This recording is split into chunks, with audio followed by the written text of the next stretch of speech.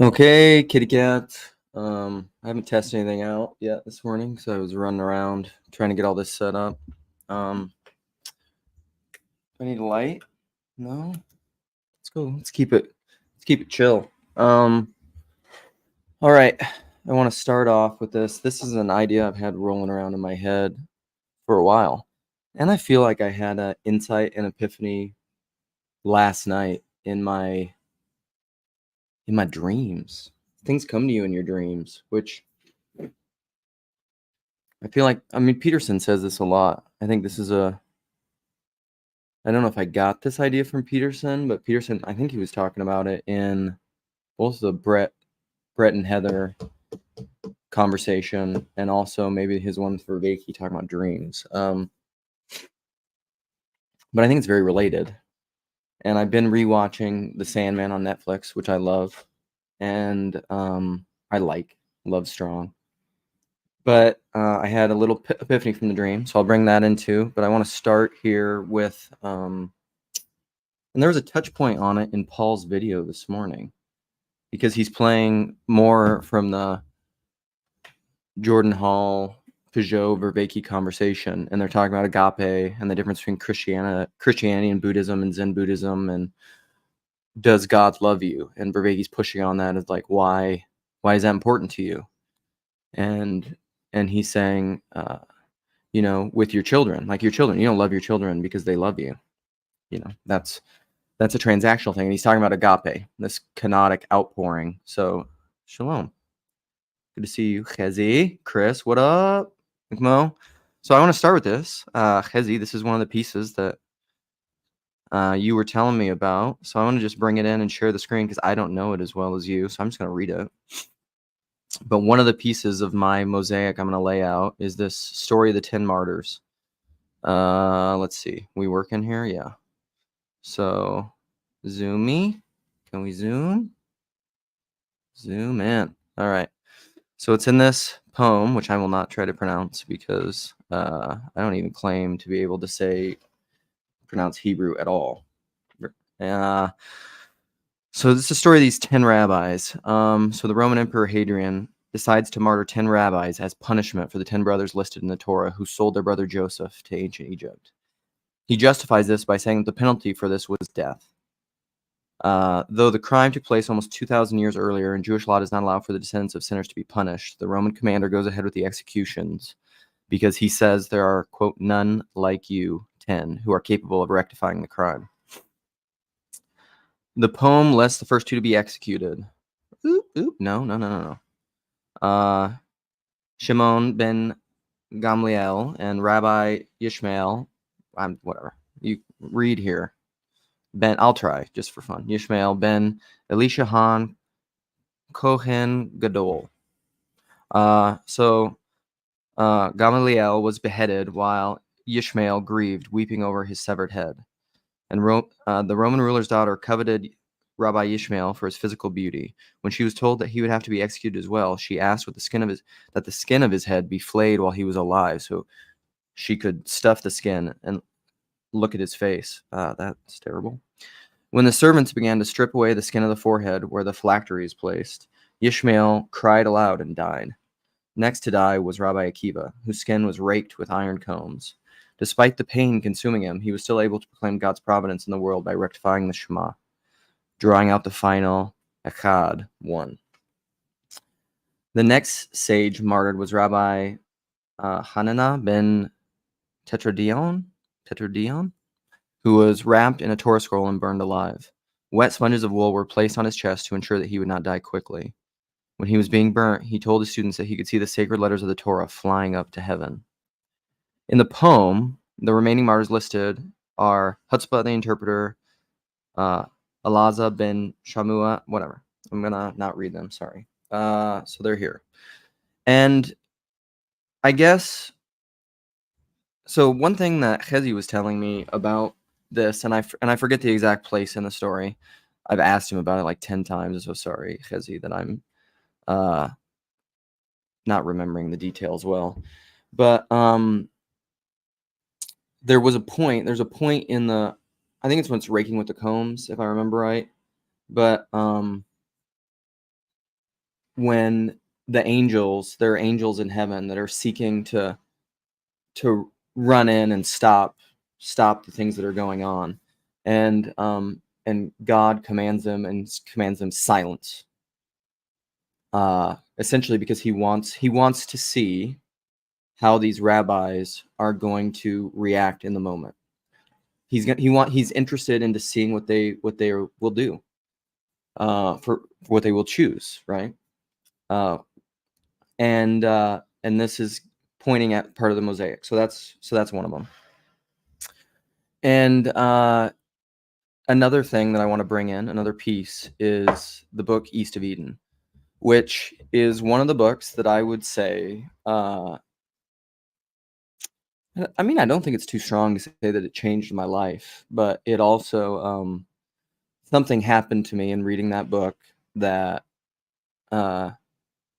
forever changed the way that I see the world. It's like a Terrence Malick movie, which is another live stream I want to do some point. There's an article that talks about this, of his, and I've talked about this before with like reading Faulkner or something, or it's what my live streams are. I think this is kind of what I'm doing, is that it's the only way to get the thing behind the thing behind the thing is to lay out a mosaic, or to lay out a piece of art, or to do something and let it wash over you. It's not something that you can name and control and speak in a definitional, totally encompassed way and convey meaning. You can't convey a meaning. You can only, Malcolm Guite, words awaken meaning. And I think true art, this is that Berdyaev quote, is that creativity is opposed to idolatry.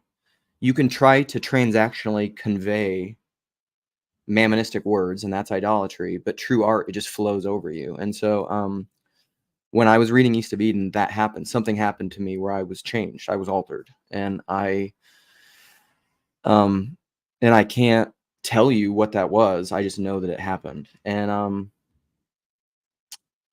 so there's a point in there. You could say that one of the main themes or points or ideas in the book is this idea of Timshel, and I'm probably mispronouncing that too, but it's a word in the Bible, in Genesis, when they're talking about Cain and Abel.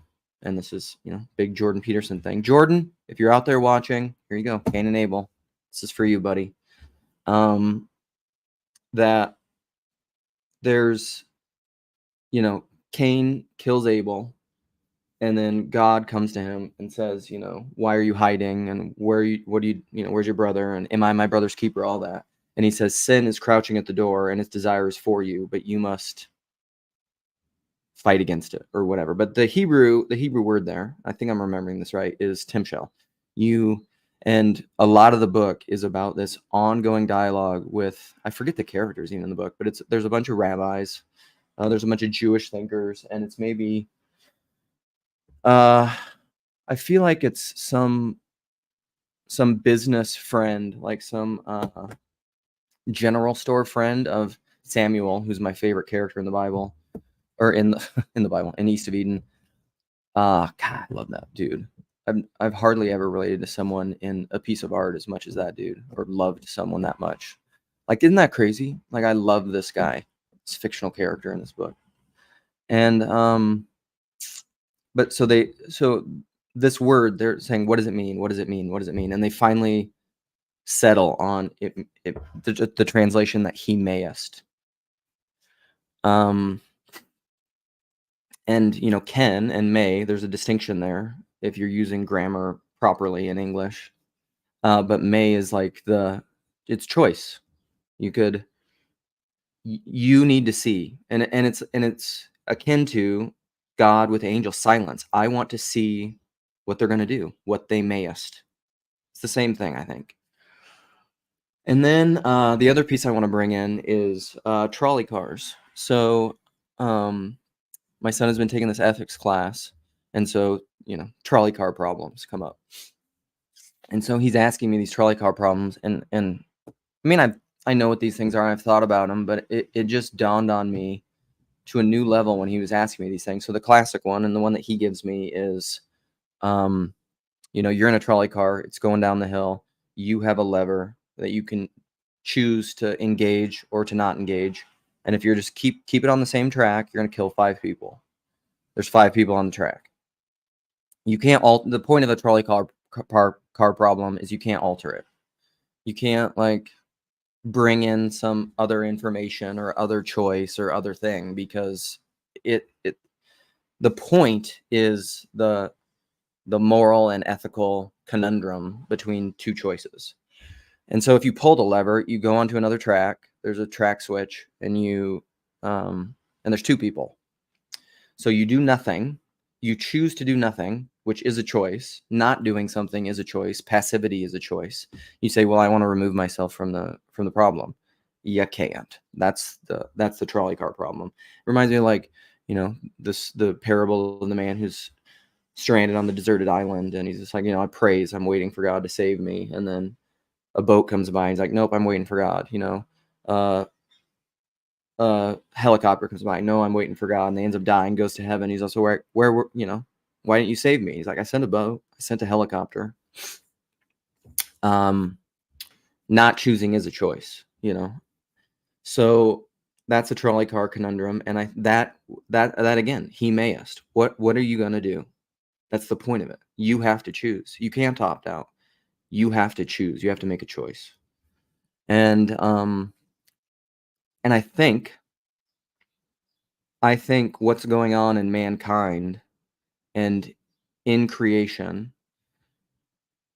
is you have these human beings that mayest, that make choices in the world, that make meaningful choices in the world.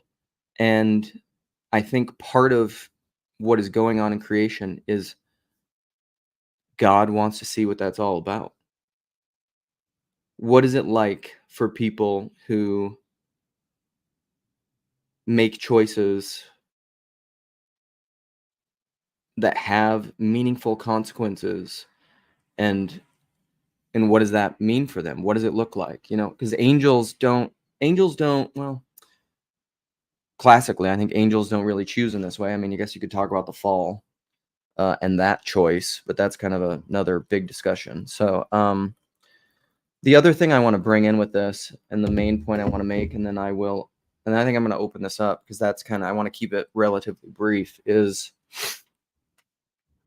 I want to come back to the Vervaeke point of you don't love your children because they love you. It's not this transactional thing. And then Paul made this point of, now this is a question, and I'm going to come back to the Vine Deloria question. He says, who acts first? God. This is a very Calvinist monergism man thing.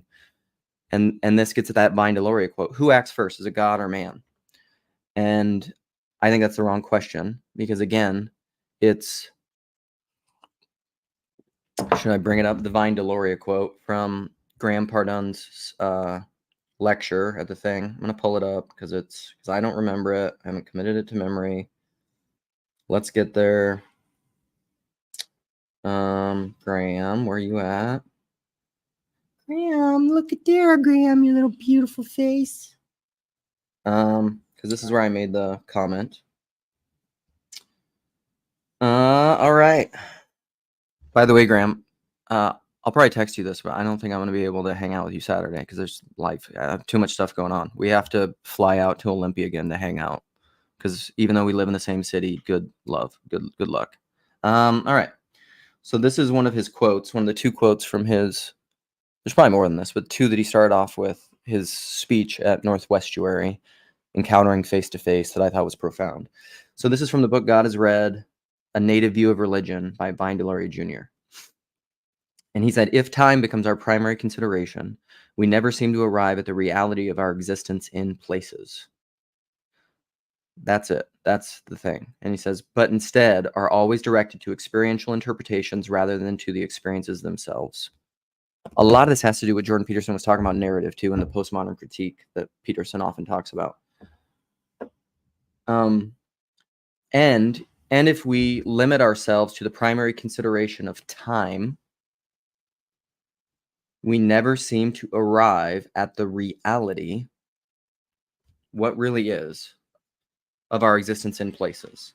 I would say that's the radical implications of the incarnation.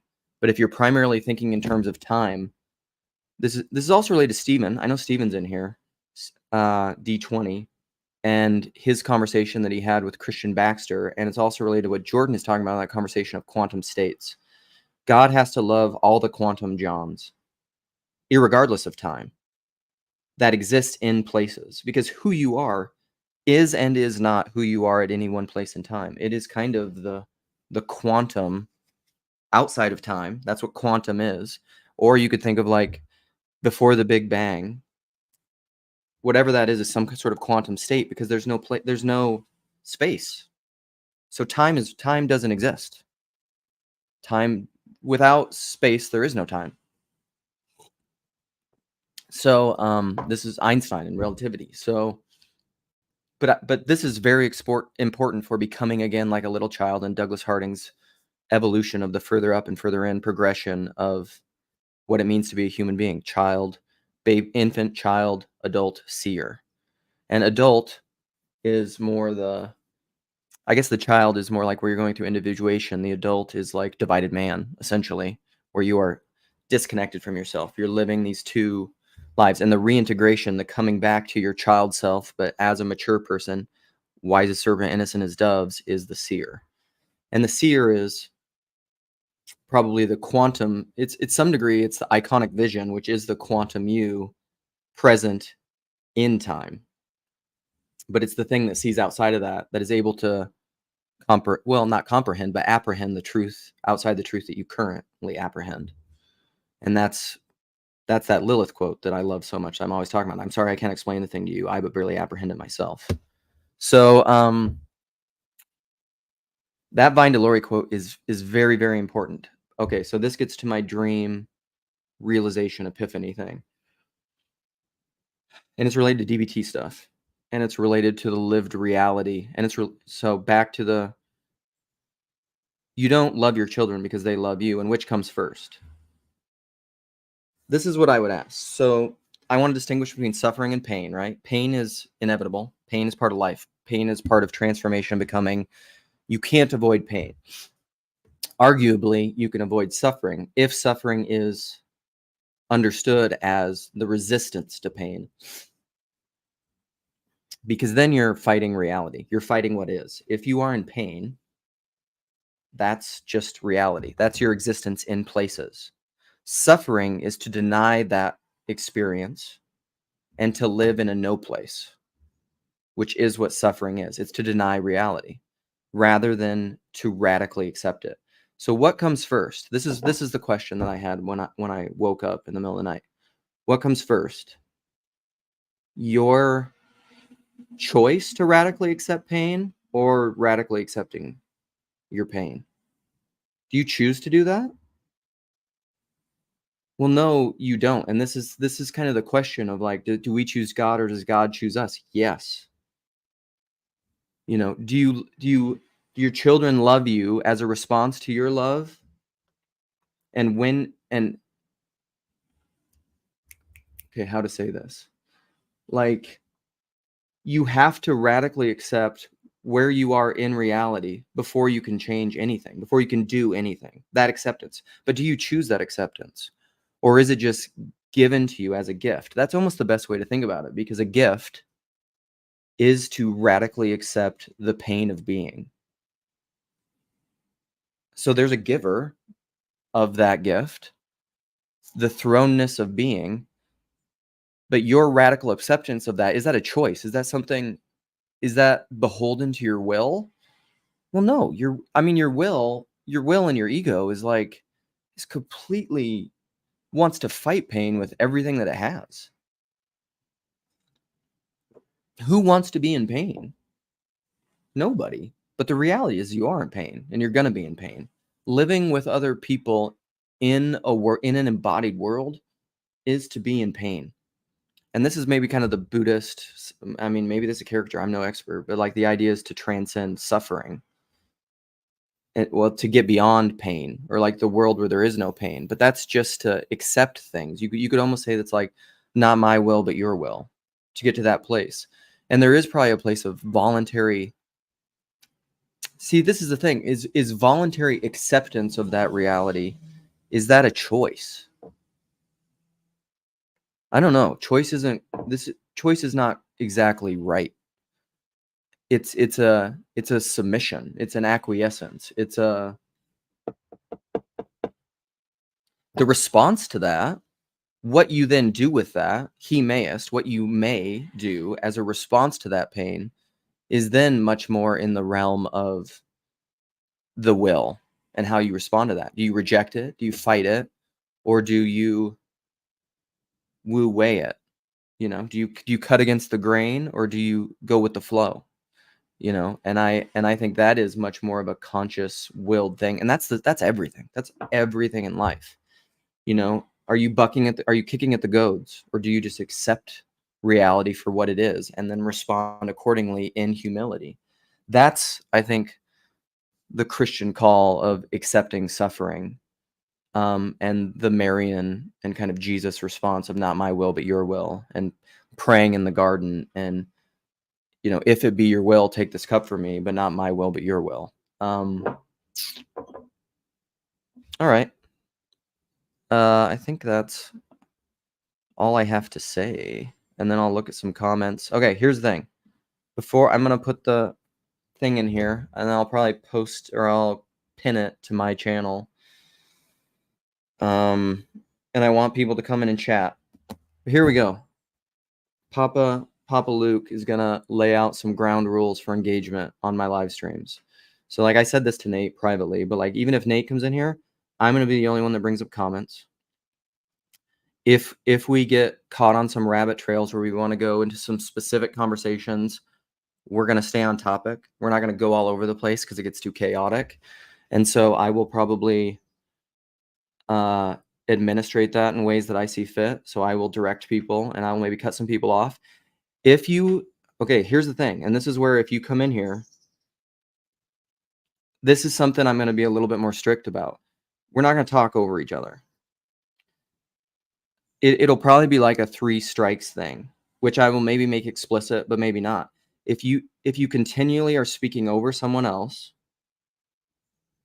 and this revolves a little subtlety in dancing and not stepping on toes, it's not gonna be okay. Like, I'll either mute you or eventually boot you. And I don't want to have a bunch of hurt feelings and things. So I want to lay all that out as ground rules.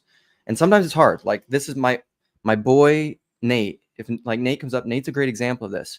Certain people have a certain cadence. Nate does this all the time, which is why he gets so much grief for interrupting. Is Nate pauses while he's talking, but he's not done talking. But it's this little window where then other people start talking, and he just continues, and he's not trying to do it or interrupt. It's just the cadence of his speech. And part of this is like, you have to get to know each other and how people talk. So those are some ground rules, okay? We're going to stick to topics. We're not going to jump all over doing topics all over the time. T-Grog, if you're out there, my friend, we're not going to do like an atheist discussion today. We're not going to do like a physicalist, materialist discussion. I've already told you, I emailed you. And so if you saw my email from the person podcast, and here's the thing. That's my email. If people want to reach out to me, it's thepersonpodcast@gmail.com. I think that's what it is. Feel free to email me. I would love to talk to you if I can, and if we can figure that out. I'm doing some of those conversations, which I think Jeff is here too. I want to put on randos. I don't want to put these conversations on my own channel. My own channel is for my own random thoughts and for live streams. If I have a conversation with someone that's just recorded, I'm going to put it on Randos United. That's what Randos United was initially for, and I love Randos United. Yeah, it's thepersonpodcast@gmail. So if you want to reach out to me, you can do it that way.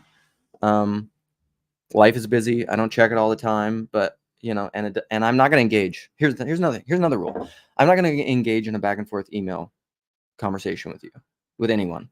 I don't do that with anyone. I don't sit in front of a computer all day. I don't have time for that. Some people do. Some people like that kind of engagement. I don't.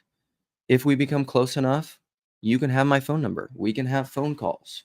We can get on Signal and send voice memos to each other. That's what I like to do. Text-based, I'm not a text-based communication person.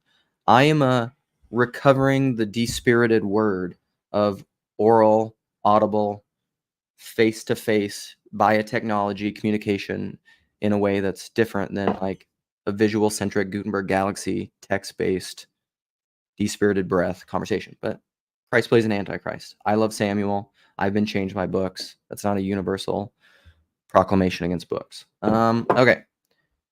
Here we go. I'm putting it out there. Remember the rules. Don't interrupt. Stick to topic. I'm not doing a physicalist debate on here. Have a conversation with Tyler or with Neil, T-Grog, and do a randos with either PVK or Chad. I can set it up, but you have to reply to their emails.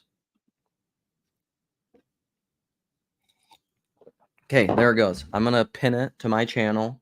People can come in and play. And then I'm going to go back and read comments. What are we doing? What is... My phone is not reacting. Go back and read comments. Here we are. There I am talking. Pin message. Boom. Okay.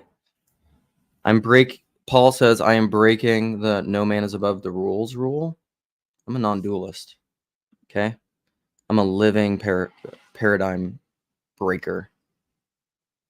An enigma. Does Paul still do randos? Yeah. Yeah, he does. He stopped for a long time, but he still does them. I mean, there's some, like, what are the most recent ones, PVK? You do ones. Okay, what are we... Jeff is laying out my rules as I... only 3 rules. Yeah, I think that is not bad. Revive Randos United. Yeah, I'm a big Randos United fan. I think the last conversation that was on there is me and Cassie talking about Barbie. And Mark Lefevre still somehow streams his pirate conversations to Randos United, which I think is weird. My opinion is you should stop doing that and use some other channel. That's not the purpose of Randos United, in as much as I envisioned it when Jeff started it. I say me and Jeff started it, but really it's all Jeff. Yeah, it's a communal space. There's 2 Randos United too. There's only one real one. The second one is, I don't know what it is. It should be deleted. The real one is the one with like, I don't know, 700 some followers. The Randos United in this chat is Jeff. It's Jeff P himself. Yeah. If you don't, I don't know what this is in regard to, but what was rule 1? See, this is the thing. I'll forget my own rules. I could inscribe them, but I don't want to. Because the thing is, I'm a spirit of the rule. I'm about the spirit. Like, we wouldn't need rules. This is St. Paul, and it's the thing that I say that Jordan Hall ripped off from me, even though he didn't know he did, was I've often said to my son, don't hit your sister, and that is you need that when you're young, but then when if you're 20 and you still need, Papa's rule, don't hit your sister when you're 20. I've failed as a parent. You need to transcend the law. Or it's like when Rogan talks about martial artists or anything. You learn the rules, you learn the scales playing piano. Eventually you have to break the rules to become the creative that isn't idolatry, that isn't regurgitative, which isn't mammon, to actually be a true creative and be like God, be Christ in the world. To be like God in the world, you have to be creative, which means breaking the rules. Poetry. I look forward to your email, Jonathan. Thank you for your wonderful curation. Okay, I don't know. What are all these new comments? Yeah, well, I mean, that probably happens. People get scared to I mean, it's not that, I don't know. So here's something that's interesting about I'm gonna break the rules. I'm gonna break the rules, Paul. This is the thing about rules is what was I just gonna say? Too many rules. We're scared to break them. There's something with that. Make them up as you go. Thanks, Mark. I appreciate that. Rabbit trails. Yeah, I can do rabbit trails, and I do many meandering rabbit trails because it's part of the weird circumambulating flow. That's something that Paul said too about. I've heard Neil was telling me that that's kind of how Jung. I've never read Jung, but that's how Jung writes, and that's why it's hard to understand. It's also how Mathieu Peugeot speaks somewhat, and he speaks in these like little aphorisms and pieces. And Nick Free Rillian was saying this the other day that what he says is too dense. Well, yeah, that's because sometimes that's the only way you can say things, and you can't lay it out like. I mean, I think that's how I speak in very pregnant terms. But what up, Jonathan? Get in here.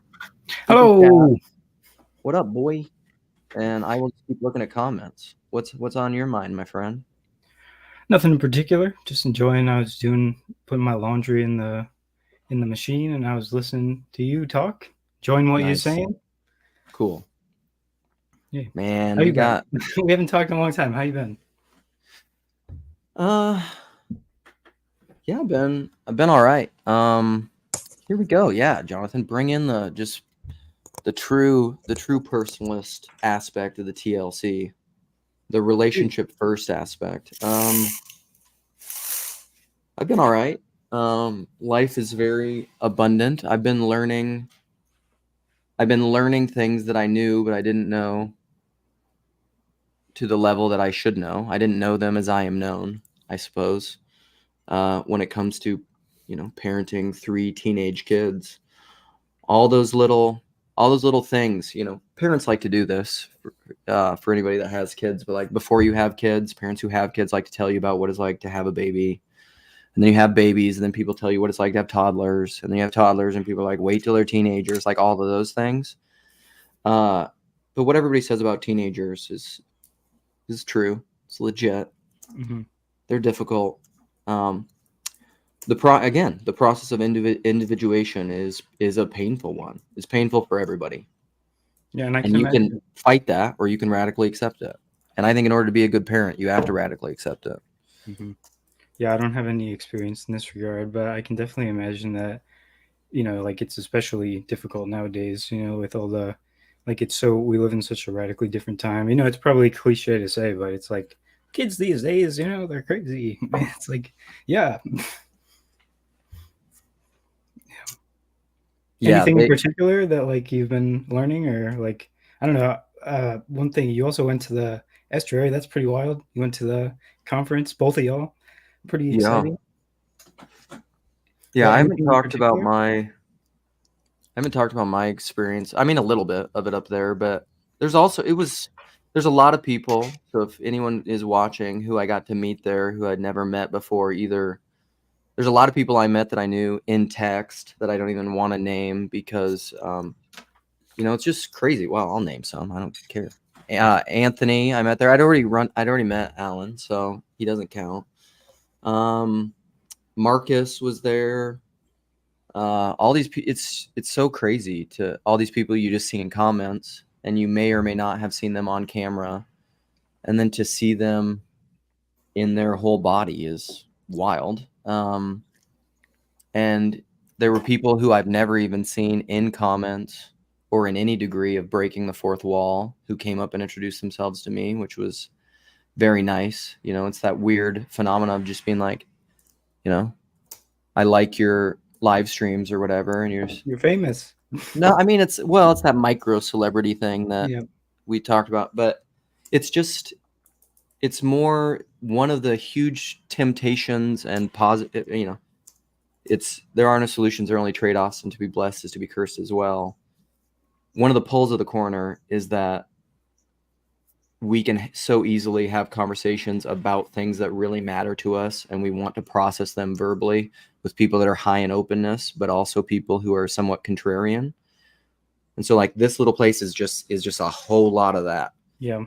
And you don't get that in your personal life. And so then when we've built up enough prophilicity and network where people are like, hey, I love hearing you guys talk about this, you're just like, oh God, it makes you just feel less alone in the world. Yeah. Which is fantastic. Yeah. I haven't been to any in-person sort of situations that are like this. I think I'm going to go to, there's an estuary in my hometown and I haven't gone.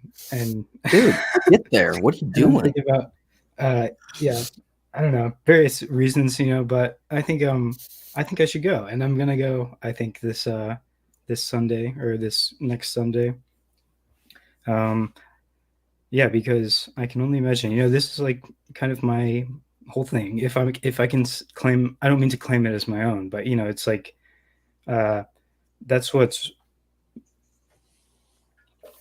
I have to be careful not to go on a crazy long rant here. With I this, you really, can. yeah, like I don't know. I was just really struck at a particular point in my life by like the difference between textual, virtual communication Hmm. and like the real. Not that this isn't real, but like the really real, you know, and um, and I think that like that is really kind of it's a very fundamental thing in our time, like because it goes to the medium, right? And the medium is a message, and like um, so yeah, like I really can resonate with this idea that like um, meeting people, even though you know them, like to really know them, that's like it's a different experience, and it's like it's a powerful experience, and like and yeah, like yeah, so and I desire that deeply, like I Yeah. really like maybe not desire, but I do desire, like it's that's where I think God is moving, let's say, and um so I should at least go to my local esther. It's like I'm talking all this talk about the importance of eye contact and how we can deeply know each other, and but people pay attention to performative contradictions, even if Yeah. what you're saying makes sense. I don't know. Not that what I'm saying makes sense, but I think it might. No, for sure. Chad, can I add you? Are you gonna cover your face if I add you? Okay, all right. Um, Ew. I'm so curious, where did you meet Alan? Where did y'all meet each other? I went to see him. Alan's the one person in the corner that I was just like, I'm gonna go to New York to meet him. He's that Cool. Yeah, special. That's it's dope. true. It's true. That's And cool. it's actually his wife who told him, like, we have to go meet Alan, Like He's like, can he's I meet Alan? yeah, yeah. And honestly, I said no. I said, I don't talk to women, so don't have her come out. And it was just me and Luke at a coffee shop. So, Of course. Alan wisely decided that it wouldn't be wise for him to meet a married woman who is such a big fan of his. I mean, And have you seen this I guy's appreciate eyes? that. yeah, I appreciate that very much, Alan. yeah. I have a couple of friends who live in New York. I'm in Connecticut, not too far from you. Oh, Okay. I was just gonna play the game. One of these, because somebody asked in the comments like where you were at, and I heard you say it the other day, and I was trying to think, where is he at? It's like the Matrix. It's like when you fight and you have to locate them before they suffocate in their little pod. It's like that. But I was trying to think that because I thought a fun game to be, because we always talk about on ramping, and there's all these things that happen of like what are the boundaries of this nebulous corner, and who's in and who's out, and are there gatekeepers, and is it the Peterson fear or is it the corner? And I thought a fun game to be, just for fun though, would be you could have really insider TLC questions, like really deep cuts that you could play as a game. Oh yeah, And well that's what Grim does, right? Like Grim has all these crazy yeah, references to like TLC. No, we don't do that. That's what yeah, becomes so much. Could I throw in two quick points? absolutely. Oh my gosh, Chad, we're gonna have it out one of these days. Full fist Well, fight. please do. Bring your beautiful eyes, kid. Okay, one, and I'll just bang on this drum because no one likes it, but we're always gonna have kings. There's always been kings. Everyone, the CEO of a company is the king of the company. If you buy a car, you bought it from a kingdom, and if it's made in China, China's a kingdom. So, guess what? And sorry, PVK, I see you in the chat. Guess what? PVK certainly has a lot more rules these days, although the rules aren't what's important. It's the fact that we have a good king at the head. Sorry to tell you. I know it's all even Stevens and everyone's the same and kumbaya, but it's happening. It's happening. We got kings in the kingdom. It But, needs to happen. and it always happens, and it will always happen. There's no avoiding it. Sorry. So saying like you didn't follow your own rules. Well, guess what? The king doesn't follow the rules. The king is the rules. Sorry. So I The don't know king what to is tell the you. rules. Well, there are rules, but the rules are always there's a person behind the rules, right? Yeah. But yeah, the king transcends the rules because he is the exception decider. He always decides when the exception is right. made. King So, Solomon, I make the rules, I break the rules. yeah. Hezzy, you want to start quoting some Hebrew to us about But Go ahead. such things? But point number 2 is is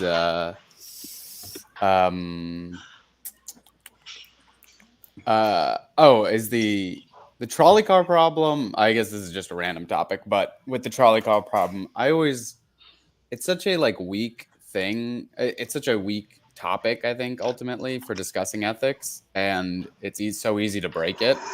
And I think it's a substitute in my mind for talking about virtue and how to actually be, practicing and becoming virtuous. Instead, is just having a list of if-then statements. If this happens, then do this. If this happens, then do that. Whereas the much more powerful idea is just becoming if you become a virtuous person in whatever situation, you'll be able to do the important thing that needs to be done, rather than checking your list of if the trolley, oh no, it finally happened. I'm in San Francisco and the train broke, the brakes broke and there's a group of people on one side, and like that is never going to be a replacement, even though people think they can build the Tower of Babel of like, I have a million if-then statements of what to do in every situation. It's, Just get a bigger tax code. yeah. So, Alan, to that point, I fully agree, because this is probably one of the big ways that I understand free will and choice is I don't think it's an if-then analysis that you get to with your discursive reasoning, but it's like what you said. If you are the right kind of person, if you have properly oriented yourself to the world and, purified your eye, to use Jesus's phrase, like if your eye is pure, your whole body will be full of light. And if your eye is dark, your whole body will be full of darkness. It's that kind of thing. You'll be whatever the situation calls for. And is that it's not a choice. I mean, you could talk about it in terms of like gnomic and natural will, but like the point of that is the gnomic will is the will that chooses between options, the if-then statements that's in the ego of just like that's doing analysis. Yeah. The gnomic will is just the one that is properly oriented and just it's almost like pure act. You just do what the situation calls for, which I think is beautifully illustrated in the book Loris. Anyhow, Jonathan, Chad, Kezi, Yeah, what up? Yeah, I was thinking about this individuation stuff, and even as it kind of relates to all of this, and the being the right thing, becoming, let's say, the right or the kind of person that will make the right decisions. Let's say, and I've been thinking a lot about in AA we have this prayer. It's called the 7th step prayer. And so the idea of the 7th step is the 7th step says we humbly ask him to remove our shortcomings. Okay, so like our character defects, our shortcomings. We humbly ask him to do that, right? So it's about like this asking him to pull away, humbly asking him to take away these things within me that are objectionable. Okay, but creation in that way. So the prayer goes, my creator, I am now willing that you should have all of me, good and bad. I pray that you now remove from me every single defect of character which stands in the way of my usefulness. So this idea of asking the creator to take away from me the things that are standing in the way of my usefulness. So in that way, I think creation is a process of peeling away. And so like if that's not happening and you have somebody ask you about the trolley problem, it's like, well, I haven't had that part of me taken away yet, so I don't know how to answer your stupid question.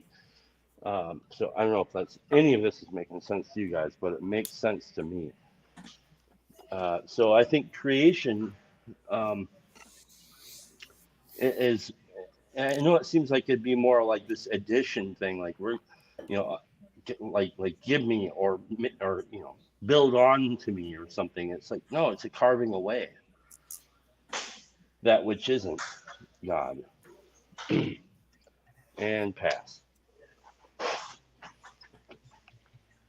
Perhaps that's what also individuation is. Bye-bye. Oh, I'm not going to leave. I'll still see it. Pass. Hezzy, what up, buddy? I can't hear you. I said, thank God I'm doing well, and I hope you're all having a productive morning so far. So just going back, I also like the name of this, the title of this stream. Back to the angels for a moment, if you don't mind. And we could talk this out together, but is it God wants to see how we're going to react, or needs to see how we're going to act? And that's very hard to say. If what does that mean? He needs to see. But to me, this is sort of the arena that's being. It's part of sort of the co-creation, and we've spoken about this in the past, which is Noah didn't push back, so the world was destroyed. And Moses does push back, and the Israelites are not destroyed. And there's a sense where we say in the Talmud that, or not in the Talmud, but in Jewish sources, we talk about how God created many worlds and destroyed them until we got to our world. Now you could look at that from like we could toggle and look at that from, let's say, a scientific explanation, saying like, oh, this is talking about those existential, like, extinction events that happened, right? However, you could also look at that from, let's say, like a quantum perspective, which is like there's all these different versions that are constantly happening and are constantly getting destroyed because we're not acting properly. And in some of them, which we feel is like where we're playing around with that tension, and in some of them we're actually successful, where we get to move on to that next stage. And then there's, in a certain sense, there's a part of us that actually dies, and there's a rebirth of something new, and that's sort of like a new timeline, so to speak. But God seeing that tension and wanting to see that happen, again, I wonder how much of that is bug and feature is the wrong terminology, but how much of that is baked into the system that we're playing in right now. And I'll just leave this with something I've mentioned often, which is when God says, be holy for I am holy, right? Yeah. I see that as an invitation, right? I am the only holy one right now.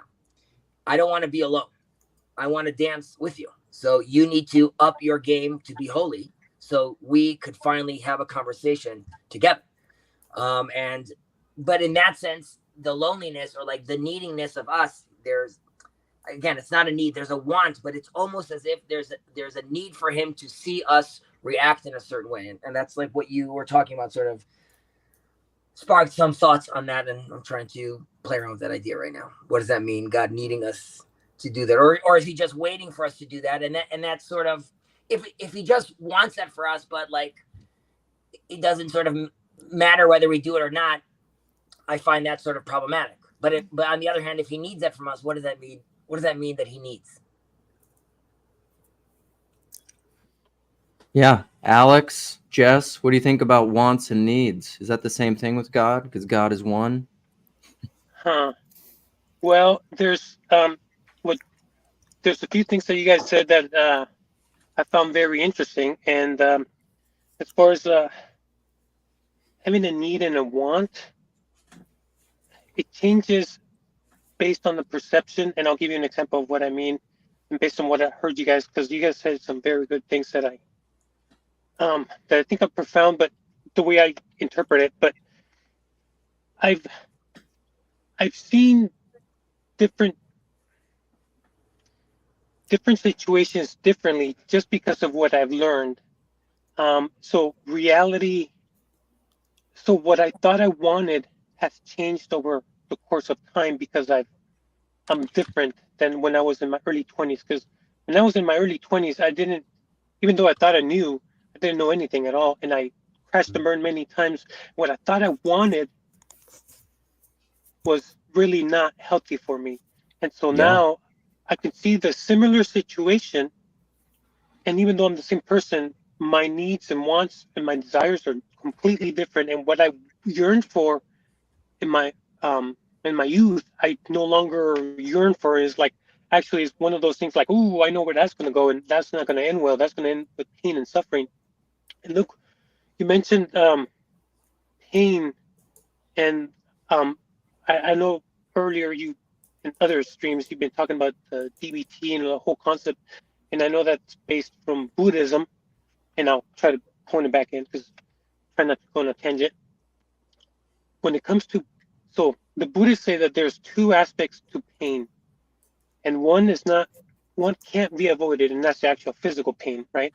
Like when you get hit, the example is when you get hit with an arrow, you're going to experience the pain. Everybody experiences that pain. Yeah. But a lot of people experience the other pain, is that feeling of where it breaks your whole life, and it changes your attitude, it changes your feelings go into a negative spin, and then that affects your reactions, and that eventually can ruin your life. And from the Buddhist point of view, is that could be avoided if you don't go there. If you just accept it and be like, well, it is what it is, and you don't let that affect you in a negative way. And that's because a lot of my pain has came from my reactions from my youth, because I wasn't coping well. I was using the wrong coping skills to deal with my pain. So it kind of really hit me when I heard that saying a long time ago, because they're right. My reactions to pain caused me more pain, but I didn't know anything because I was dumb and young. And now, go back to the same. Even though I'm the same person, my wants and needs are different. So, what does God want from us? Does He need? His reality. It brings perspective in a whole different light, because we're all flawed. But anyways, I'll leave it at that. Cool. Jess, do you have thoughts? Right. I want a quick little thing to that from my perspective is I love this. I think I got this somehow, maybe not directly, but it's an application of something I learned from Peter Rollins. I think something you can think about coping mechanisms, or like when you're young, dealing with pain in the wrong ways. I think a helpful way for me to reframe that and think about those is I think of them as just angels that are guiding you along the way. Because if you had better ways to deal with that pain, you'd do that, but you didn't. And so the coping mechanism was the thing that was protecting you to just get by. It's what you needed to cope. And that's a blessing. I think we can think of it as like a bad thing. Well, I should have known better. But then what are you doing there? You're judging yourself. But like, there's no point in that, because that's reality. You need to radically accept that. That's where you were. If you knew better, you would have done better, but you didn't. Well, I think it's helpful to understand where that whole frame or that terminology of cope comes from. Like, do you know what a coping saw is? A coping saw is something that you typically use it on. Well, I've seen it mostly used on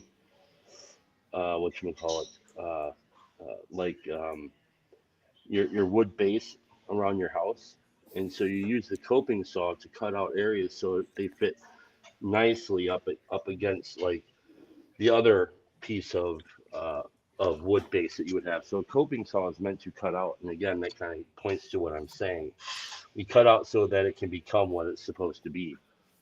So like I think that's how the terminology of cope could be properly understood. It's it's not something that I just add to me that isn't actually me. So yeah, okay, sorry. Yeah, I have just like a couple thoughts. What does God want? I think God wants reality. And what do I mean by that? So we make choices and stuff, and this could be everything from our good choices to our bad choices. And whatever those are has a bearing on who we become and how we are. Now, there's a sense which sometimes we're like stagnated and we're not as much as we could be. And there's also the way that like we sort of grow into what God has for us And so those things are all at play, but there is a reality. Like, I am who I am because of my sins, because of God's grace, because of all the things. And I was thinking about this in terms of a marriage, and God is faithful to the reality. So there's all these possibilities, and this even gets into the weird theories about, maybe there's infinite number of universes where there's infinite number of simulations going on, and we're just one of them, and all this stuff. And I think that's a bunch of BS. I think that's a bunch of I think that's basically people involved in polyamory that are going off, their metaphysics based on their their relationship status. That would be a polyamorous God who's like having all these relationships with all these different realities, and we're just one of them, and whatever. I think there's one reality, one universe, and then God is faithful to it, whatever it is. And I think that's what God wants. He wants reality, but then there's also like, he wants it to become more than it is. And so he pours himself out to make sure that reality becomes what it is, that it doesn't ossify, he's doing, God pours himself out for reality. And so, is that what he needs in the Trinitarian model? I just say that that's part of God's nature, the infinite and the finite. And reality is an aspect of the finite, the way I'm defining it. Like, reality is finite. Reality is something that has specificity, that has it's a certain way, and God is faithful to that in all senses, faithful to love it, but also faithful to bring it into everything that he has for it. So those are a couple ideas. I don't know if any of that made sense. Can I throw something out there for a moment? Yeah. Okay. Good to see you, Hezzy. Good to see you too, sir. This relates to you. It's something that I spoke about a little in the Grail Country Discord, but I'll start with this quote by C.S. Lewis. Trying to be hip with all the other C.S. Lewis people, but something about I can't remember exactly, but it's chiseling a stone, and like it's very painful as you're chiseling the stone, but at the end of the day, right, you see this beautiful sculpture, right? Now, the Book of Job, Jess, you were primed. You're ready. I approve. So the Book of Job. So what I mentioned was that there's an interpretation that the angels are chilling in the heaven coffee shop. God is talking to them, and in comes in the Satan, right? And it says me'ayin bata, right? Where are you coming from? Now there's an interpretation that me'ayin is from ain, nothing. I'm coming from the nothingness, and that is a response to Job, who is covered by this this amazing life that he has right now. And as I mentioned, even God himself is in Job's routine, right? Every week I have the sacrifice, like it's all been accounted for, so to speak. And right, Satan says, like, let me drill a hole in this little shield, and then we'll see what's what, right? Because right now this is not real. And for someone who has so much wealth, the only way he's going to be able to, see you or hear you is from the nothingness. That's how he gets to experience you, or we'll call it through pain or through suffering. Now, if his friends come and start giving him ideas, and according to Maimonides, Eliphaz's ideas actually were correct, theologically speaking, but Job doesn't listen to them. Now, the Book of Job would be very short if his friends came and gave him an opinion. He's like, you're right, guys. And that was it. And he took their advice, but then there would be no conversation with God. And he had to not listen to them and go through, right, this whole experience, right? Allow himself to fully get chiseled away, so then he could look in the mirror and actually see the sculpture, right? Fully understand what was happening to him. And I wonder again about this tension when God is looking at, let's say, Rabbi Akiva or one of the 10 martyrs, and Rabbi Akiva says they ask him, Rabbi, why are you smiling? Right? They're combing your skin with like these combs of metal. And he says, all my life we say in Hero Israel, like with all your heart, with all your soul. Right. And I never knew when I'm going to get the chance to say it with all my soul. And now I finally have the chance to actually call out God's name with my soul. And it's horrible for us to think about that. Like, does God really want to push us to the edge, all the way to the edge, so he could just, see us do that? Or is that for us? Are you real? Are you like, you wear this badge of honor saying like, I'm Rabbi Akiva on the stage. Will you see that through and through? You're right. And the angel asked, like, is this Torah and is it this reward? How does this make sense? It doesn't make sense, right? This is what Moses is asking ultimately. And that's why, the story of Job is in theory like a parable, right? Of like what's happening in the cleft of the rock. On the other hand, you can say like you just said, Jess, that this is reality, right? God wants to see reality unfold, and he wants to see us actually partaking in that reality or co-creating in that reality. And if you're being honest with yourself, Rabbi Akiva, I will allow you to have that opportunity to do that, to be able to actually, so the thing you wanted to do the most and really prove even to yourself that that's what you want. We all hope that we don't have to go through those lessons, of course. And we hope that like we could see the lessons through, like I looked at like the double rainbow and like God was there and like it was so clear to me. But many times that's not how reality unfolds, right? It's in the retrospect. It's like we said earlier, like Alex said earlier, like I look now 10 years behind, 20 years behind, and I realize the things I thought were suffering was actually me growing.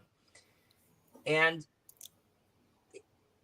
it's a real also question, which is how much talking about this is actually productive, right? Like if we're all being Job's friends and saying like, no, it's okay, here's the theological reason, this is why you could do it, is that actually clouding the mind? Do you actually need to allow yourself to, I want to say like, there's a sense of being depressed means deep rest. I need like deep rest from myself in a certain sense. So I need to dig deep inside so I could actually take a step back from being this character and actually see if I'm fully integrated at all levels. And sometimes I'm only going to know if that's relevant when I'm standing either on the cross or I'm getting my skin combed, right? So I'm saying, anyways, you could play around with that idea, sort of half-baked, but that's what I was thinking when you were talking. Yeah, what it brings to mind is this, there's the problem of hiddenness that's there at the very beginning of Job. And it's the hiddenness of Job's integrity. And this is what the accuser says to God, is like, it's like Job isn't really has integrity. It's just, there's a corruption at the core. And God already knows. He could have just said, shut up, you don't know what you're talking about, go away. But he actually, I always see God as sort of egging on the accuser to do this to Job, to chisel him away, as you were saying.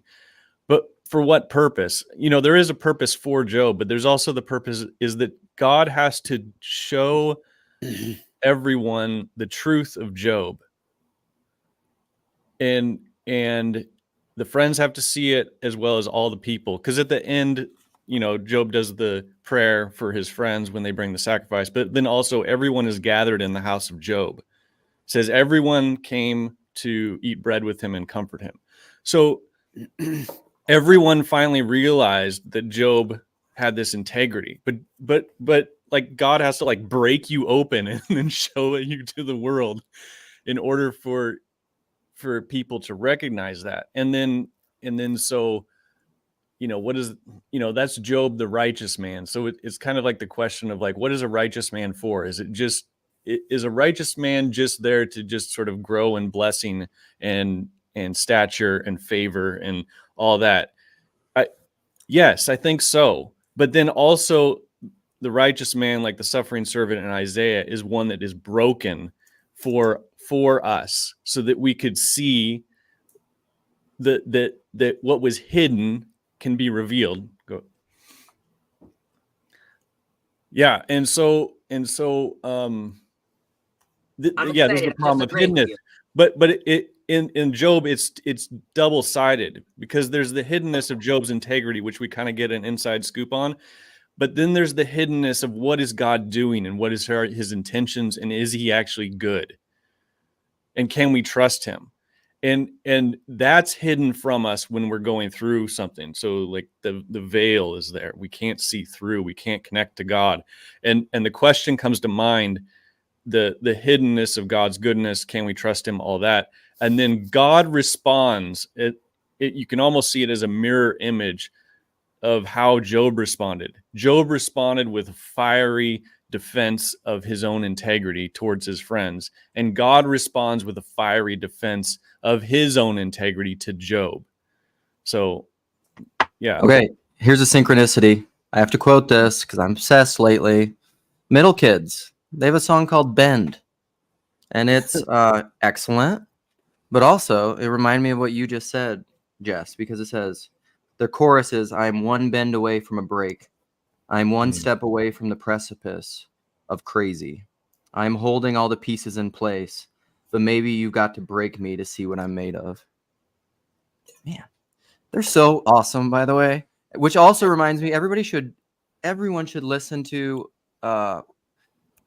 what's the guy's name? He was at the art conference, the poet dude. He has Lucretius is the name of the song. I've talked about it in streams before. This is the same thing. Go just listen, get to a quiet place, no distractions, and just listen to him do that song. Was that Chris Young? Was his name Chris Young? His name is not Chris Young. Chris Young is in the comments here, and Chris Young is a musician, but he is not the British rapper with the song Lucretius. What? I don't know what his name is. Something. Anyhow, I'll find it. Jess, I thought you were gonna say Sleep Token, bro. No, that's your thing. I'll be right back. Jess, I wonder. I really appreciate what you were saying, and I think it relates also in a certain sense to the meaning crisis, right? There's an anxiety that we see in Job, right, with even giving these weekly sacrifices, right, like sort of for his children. Like I need to know that. I feel like the anxiety is, like you just said, there's a message that God is trying to articulate to us. But, as far as his kids are concerned, the game is dope, right? Every week we have a party, and like it's a sterile circle. It's just continuing, and that's all they're doing. And Job is anxious, which is because you were talking about righteous. And if we look at Abraham, right, God chooses Abraham ultimately because it says you're going to continue this on for your kids and their kids, right? Like you're going to move this forward. You have understood the message and you're taking it forward. With Job, it's stuck. And he realizes, I have all this wealth and my kids are healthy, the prettiest people in town, but they are not hearing the message anymore, and they feel like it's the end game, and they're not moving forward. So I'm going to try to cover my bases by sacrificing, right? I'm being thankful, but I don't know necessarily what I'm being thankful for anymore. And they're not even seeing it anymore. They're not the ones giving the sacrifice. I am, right? They're done with this. Now I'm using a Jewish example in the Talmud. The first tractate starts with, when do you recite the Shema? And it's a discussion that people are having. And they say, do you question during twilight? Different times when they're having this discussion. And the idea is it's symbolic of during twilight, as in during change, during when we're going through, for example, crazy political angst, division, AI changes. Do we know that's the moment where you actually stop and pray to God, right? That's when you say the Shema, because you need direction to be able to pass through that gap. Now that conversation is juxtaposed to Job because it's happening at a wedding celebration, and that is also continuation, growth. So I think like what you were saying is very true, that the drilling down of God, or even the suffering, sometimes very much is a wake-up call, which is if you're stuck in your ways and you're not being challenged anymore, or what we call wrestling with God. And I was telling this to Luke, because why I love seeing Jordan almost like in a manic state. because he feels it. He feels that there's a tension. He feels like there needs to be something else. There needs to be a new word. There needs to be a new song. So even the suffering he went through personally, right? Jordan Peterson with his benzos, it's Job-like, where like my whole family's attacked, my wife was going to die, and I feel like he himself is in that mode right now. And the Weinsteins and Peugeot, and these are all Job's friends, and they're trying to play, talk to him, and he is honestly searching. Yeah, I see the beginning as sort of like you said, it's a cycle. I don't see it as stale. I see it as Job doing the sacrifices for and the prayers for his children is actually renewing everything so it can continue. But there is sort of a, like, we've reached like a steady state, like nothing's growing anymore. So there is that. But Job has found the way to renew that cycle inside his own world and inside his own family. And so he's got that stabilized.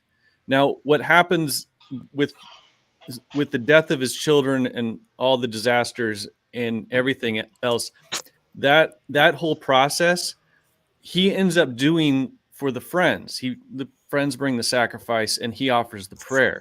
And this is instead of being just for his family, now he's doing it for the friends, and the friends are kings, right? And he's a king. So this small process, which I'll just call the renewal cycle, God needed to do on a larger scale. And so what he does is Job goes through that so that he could be the mediator that provides that renewal for the world at large. And so what was small and good within Job's family now needed to it's the breaking open again. He had to be broken open so that it could be distributed to the world at large, so to speak. And so same with Isaiah's suffering servant. Isaiah talks about the same sort of thing. That's why Isaiah talks about that as a figure that's going to provide renewal to Israel after the exile and just this chaos and the So I think that's all. One thing I was thinking about with the Job story and kind of what you guys are saying is, and also, floating that between the individuation thing. I'm not sure if I understand what that is exactly, but I was thinking like the Jungian individuation. Yeah, or whichever way you want to see it, I suppose. But I was thinking about, like, one of the things I get out of Job is I can't just like copy your homework to get the answers right. It's about Job specifically. It's not exactly about the pattern of society reading and extracting things out of Job to get the thing right. It's about making the person. Yeah. And so, like, I definitely will be able to extract some wisdom out of Job's story, but I also think I'd be able to extract some wisdom out of Judas's story. I can extract out of, I don't know, Winnie the Pooh, for lack of a better character. But I'm just saying, there's like, that to me seems to be a big piece of what the Job story is about. It's like, don't take my word for it. Like, go and ask God for counsel or whatever, or the trial or whatever. It's not about, don't wait for me to do it, something like that. And I know that's tiptoeing on individualism, which is the big bad word around here, which I totally understand. But there's also a point at which, well, Luke's right. So damn that Luke guy, the personal. How to become the person. And so I feel like I'm doing So weird. I wanna pivot off what you said, Chad, about individualization instead of a blueprint as one size fits all, because from what I understand is what makes us is multiple things, right? And usually begins from what we understand, or at least what we seem to think, is the family structure, right? We all begin in a family. We'll begin with parents, at least most of us, right? And they say that the type of parents you have will affect you, will affect your personality. And that's as far as it, like my flaws were my flaws, and they were specific to me. And that might be different than somebody else that was growing up in a similar circumstance or similar town, but with a different parent structure. So if one of the parents is way too strict, like they go overboard, that's going to have an effect on what the kid does later on as soon as he flies the coop. Now, on the other hand, whenever a kid never hears the word no, and I think everybody knows how that's gonna pan out, right? Where everything gets handed to them, and there's no rules and there's no structure, and everything's a go, and there's no such concept as no. We know how that plays out as well, but that starts out in a family structure, and every one of those circumstances has an individualized conflict and solution as a metaphor, right? So yes, these stories are awesome, but then again, it's like, okay, what the heck am I, right? Whatever my problems are just that, my problems, right? And for me to overcome those, I have to see exactly the thing that I want to avoid the most, right? My flaws, my stubbornness, my blind spots, my whatever you want to call it, because that's what's going to get me out of that rut. That's what's going to get me out of that torment, that turmoil, that darkness. And Christ is that light, that pathway. Because, anyways, I'll just leave it at that. I'm curious about maybe I feel like I missed some of the beginning of the stream. That's all right. I have a cold. Oh, good. I feel like I missed how did the topic of wants and needs? Do you remember how how did it? Was there something that you said at the beginning of the stream that caused that to come up? I think Hezi brought up the point of God wanting or needing to see us choose. That whole idea of Hemaeus, Tim Shell, the story of the 10 martyrs, God saying silence, I want to see what they're doing. And then Hezi just brought in the question of, does God want that or does he need that? And just that kind of distinction. Or that.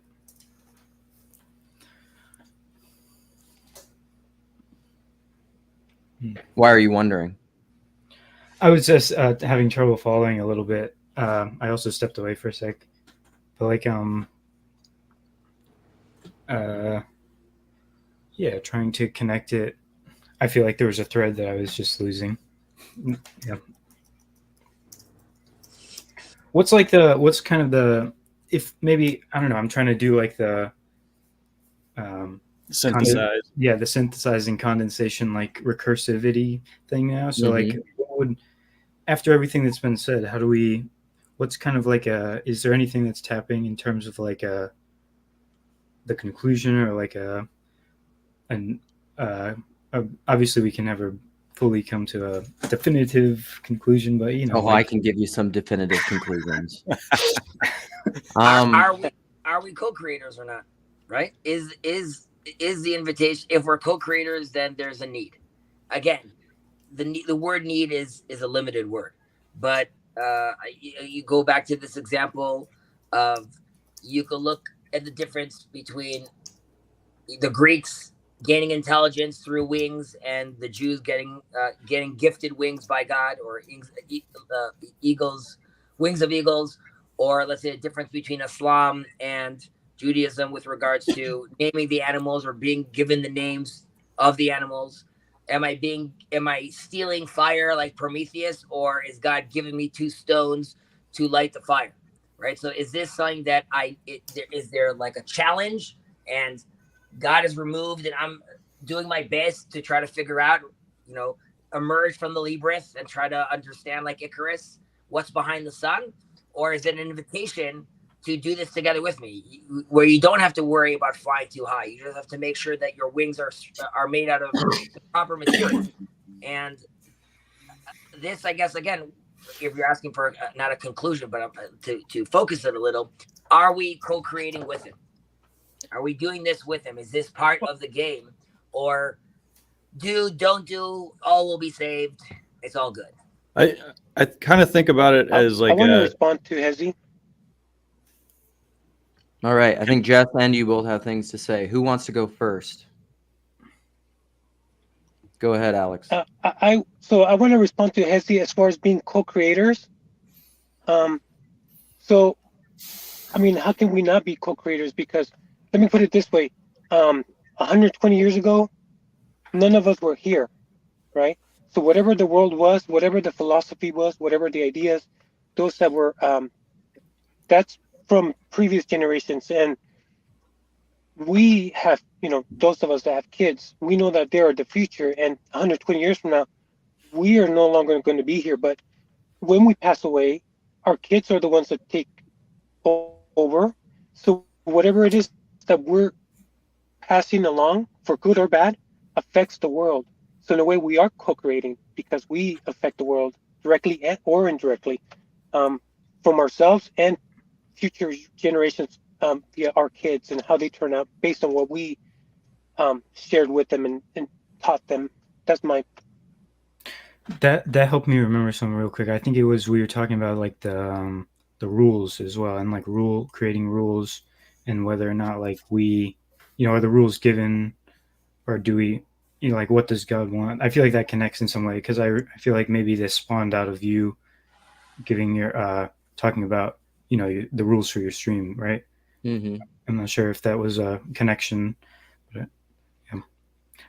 I kind of think about it as like God wants to dance with us, and so there's certain things you have to learn to know how to dance. Like there are rules involved. Like what kind of dance are we going to do? It's not just like flail your body. Let's do a complex, very sophisticated dance that's beautiful on all sorts of levels. And so there's discipline, there's rules, there's all that, but it's all pointed towards something, and it's pointed towards the dance. And so God also has another problem, which is that he wants us to be willing to dance with him. And that's a whole thing, like where you can't force someone to dance with you. And like there are games you can play. You'd be like, you are going to dance, and then like through the forcing of dancing, you actually discover that you like dancing. But that's like, can you hear Jess already? What's that? Yeah, I can. Yeah. Maybe you have to start StreamYard over again. Sometimes it'll. But anyway, that's the metaphor I think of. And I so you have to be willing to dance, and God wants you to be willing. So he's got to like somehow like seduce you into this while also being the most terrifying, insane being in ever. And there's this, and then also we're also limited, and there's all these dynamics at play that make us afraid. And so he's always telling us, do not be afraid, do not be afraid, do not be afraid. So it comes down to can we trust him, and will we learn the dance steps, and will we let him sort of bring us up into that? Mm-hmm. So thinking about Luke as like the God of this stream, he's the rule creator. Like good idea. Keep going. The rule creator.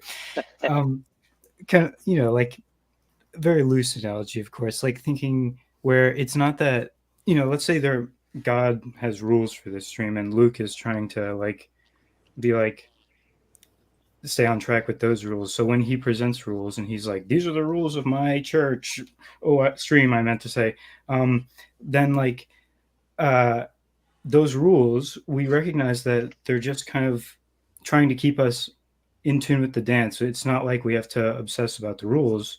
It's like it's just him like nudging reminder, like I don't know. I like the fact that you're going with rules, because I know that you're not like you're not a systematizer in this way. Like you're just like, these are the vibes which I'm trying to lean towards, Yeah, Yeah, know I if that's, don't. like, the summative. Yeah, Yeah, completely. It's if you there is a this is how I've said this before with Jess. There's a certain vibe that I get. Like I don't like um analysis and contrarian and logistician kind of conversations, debates. I don't like that kind of thing. And there's a vibe which you'd think is distinction and disagreement, contrast. It's that, but it's not just that. Because I have those same kinds of conversations with certain people and they're fine. And so there's always a thing behind it. Like if you follow the spirit of the law, I mean, what does St. Paul say? Like you become a law unto yourselves.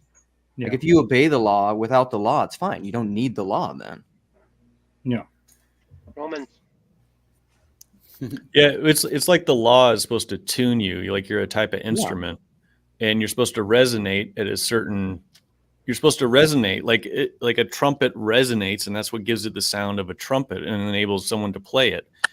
And so whatever sort of deviates from the trumpet being trumpet and hurts the way it resonates, then that's sin, so to speak. And then whatever helps it resonate properly then is good. And the whole point is to play music. Like I think these metaphors are useful. The dance, the music, it's not to create, a perfect system or a perfect structure necessarily. It's there's there's something sort of more going on that's dynamic. yeah. It kind of makes me think that like the function of all the talk is maybe like trying to figure out what type of instrument. It's like it's to say like this is our purpose. So when declaring, I don't know, I'm reminded of maybe this is the redeeming factor of confessions or something. It's like pointing us, this is what type of instrument we are trying to be. It's not like play the music incorrectly and you're out of here.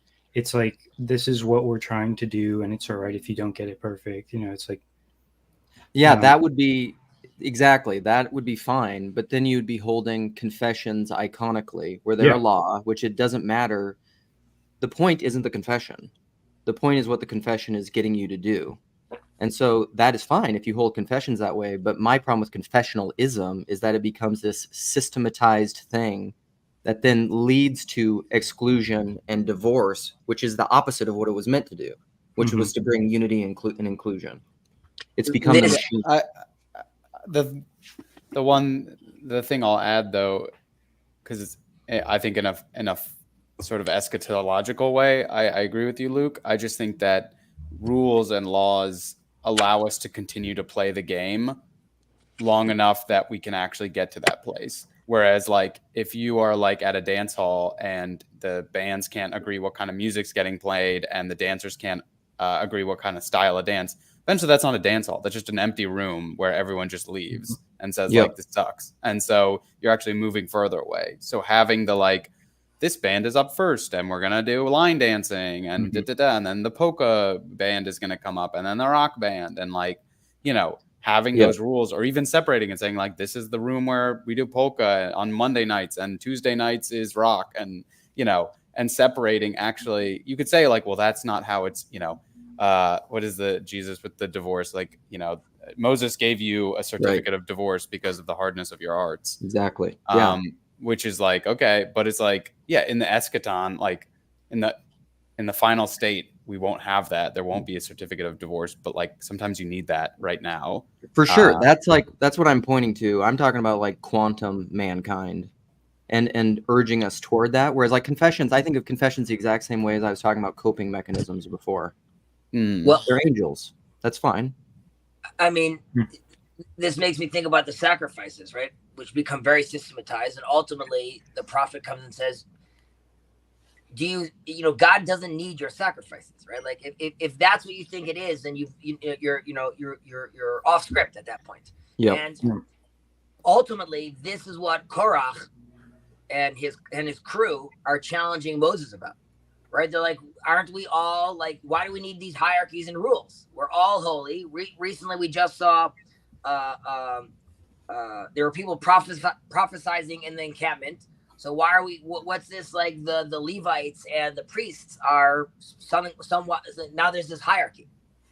Now, Korach's intention was correct, which we see later on embodied in his descendant Samuel. Samuel comes and realizes that the Shiloh has become corrupt. He realizes that he doesn't rebuild the Sanhedrin, the court system. He himself goes around giving judgment.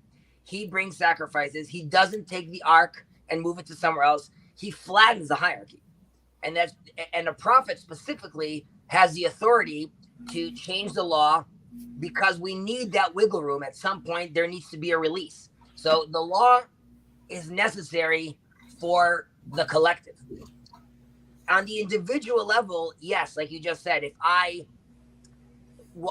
as Korach asks, why do I need to wear blue fringes if my whole shawl itself is blue, right? Am I not fully immersed already inside and fully integrated with the commandment? Why do I need to actually keep it right now if I fully understand it? But that's in the eschaton, like you just said. Our mindset is not there. That's an 8th day creation when we could rebuild the temple and we could get to that stage.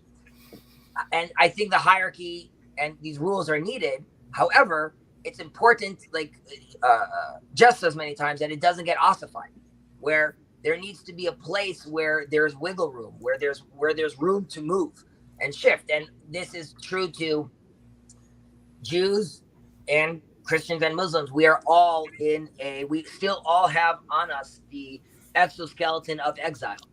And it's very hard to remove that, to allow us to, quote unquote, be free or enter into the time of the Messianic Torah, right? Which may be in some ways more restrictive, but in other ways more free. And it really also depends on our mindset. I have to get going here, but I want to say one more quick thing. So first I'll say this. So I think it's more so about just like propriety, like doing things like when they're. So think about, if we're the trumpet, then sometimes we have to pay attention to what, like, is the trumpet well tuned? Like, is it actually a trumpet, or are we supposed to be playing a trombone or something? And then it's like, but if we get to what we're supposed to be doing is playing the music, playing the instrument.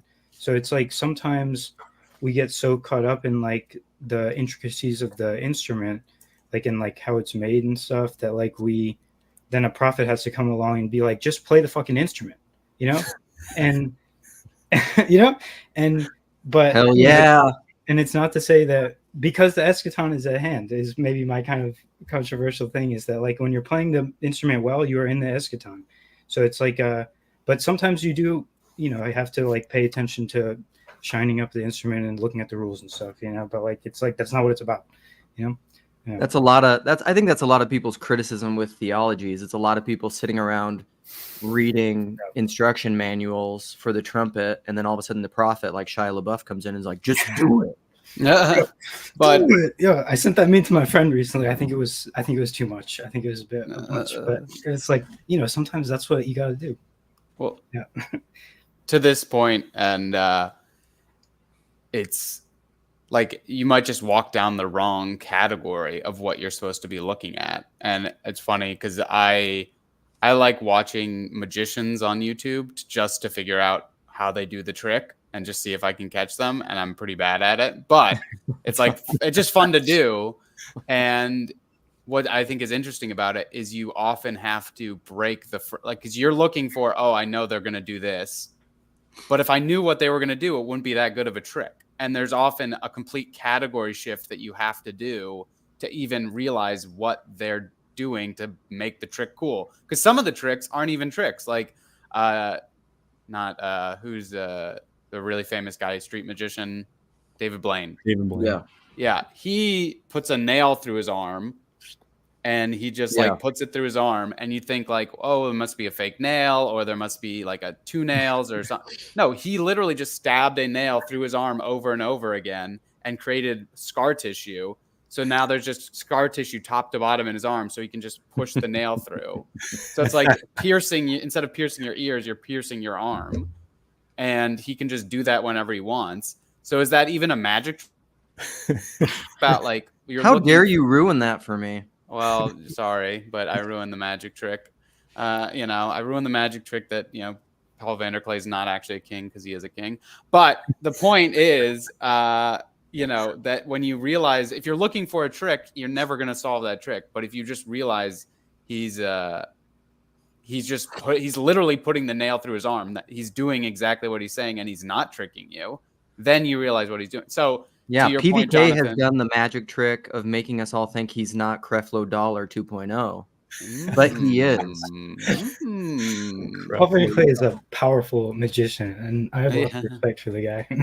He But- is super. Also, what you were just saying, Peter Rollins, shout out. Peter, I love you. If you're ever watching this, I want you to come to the Minneapolis conference. Peter, when I come have on our you. stream. Peter, click the link. So he has one of his classic teachings, and he has a book on it. I can't remember which book it is, but it's called. He talks about the pledge, the turn, and the prestige, which is all about magic tricks, and it's related to God. And I mean, it's very much in line. You should read it with what you just said. But yeah, just remembering because even if we say like, oh, I'm supposed to do this or this is supposed to happen, we're actually using the categories in front of God. We're saying like, God, no, the category is supposed to happen. Hell yeah. I'm this type of person. Yeah, I'm it's supposed the to word. do this. It gets all about this is what we mean. It's like Yeah, this is, I'm supposed to do this or this is supposed to happen. And it's like, you're not attending to God if that's what you're saying, because God. No, you're in. What's supposed to happen is that Vine Deloria quote. You're in time. You're not in place. You're not present. You're in an abstracted, non-real place. Yeah. And it's like the internet. That's all I'm gonna say. I gotta get going. This has been really real, y'all. This has been great, and I have to go, and I hope to talk with y'all again soon because you're all amazing dudes. Oh, well, thank you for leaving with such nice words. Yeah, and I love your streams, even if they're virtual. I want you to keep doing them. All right. I'll try. I'll just go out on the street corner and just do this. What would happen if I just do that? I'll have a thing on that says the end is near and just estuary. As long as the weather's all right, people would probably come around. Oh my goodness. Yeah. All right, dudes. I wish you a wonderful day, y'all. I had I'll probably wrap this up in a little bit. Let's say we have 10 more minutes. There was something else I was gonna say, but I lost it. Does anybody else have anything right now? What is that? Just the instrument metaphor. I think we're not playing the instruments. God's playing the instruments, and our job is just to sort of. We are the instrument, huh? We are the instruments, and the thing is just be the Hear type. the music? What? Hear the music? I don't even know. Like, I'm not in control of the music. God's in control of the music. I just got to make sure I don't get all dinged up and keep the valves oiled. Something. Maybe that doesn't. I don't know. But then you can be that beautiful old. You can be like Willie Nelson's. Yeah. The guitar. That's guitar. got a hole in it. What's its name? It has a name. Trigger, I think. See, here's the thing. Like, you can worry about being like the perfect trumpet, but Dizzy Gillespie can just pick up any trumpet and play whatever. Like, God's the same way. That makes me think, what's that? You know, that just corny Christian song about the violin and the master's hands. Do you know what I'm talking about? Oh, no, but I can just imagine what it's about. Oh my goodness. YouTube it. It's so wonderful. I'm on to start singing it. There's the story is there's this old violin. It's at an auction. And the auctioneer is just and it's just a junky looking thing that's broken or whatever. And the auctioneer is like, $1, who make it $2? Only $2, who make it $3? It's like that whole thing. And then this master violinist comes up and plays it. And then it's just like, one, give me 1,000, who make it $2? It's Right. really excellent. I repented and accept Jesus as my savior when I heard it. Gavin, welcome, buddy. I haven't seen you on live streams lately. Hello. Tell us your things. Can you hear me? Yeah. What say you? Just say hello. Oh, nice.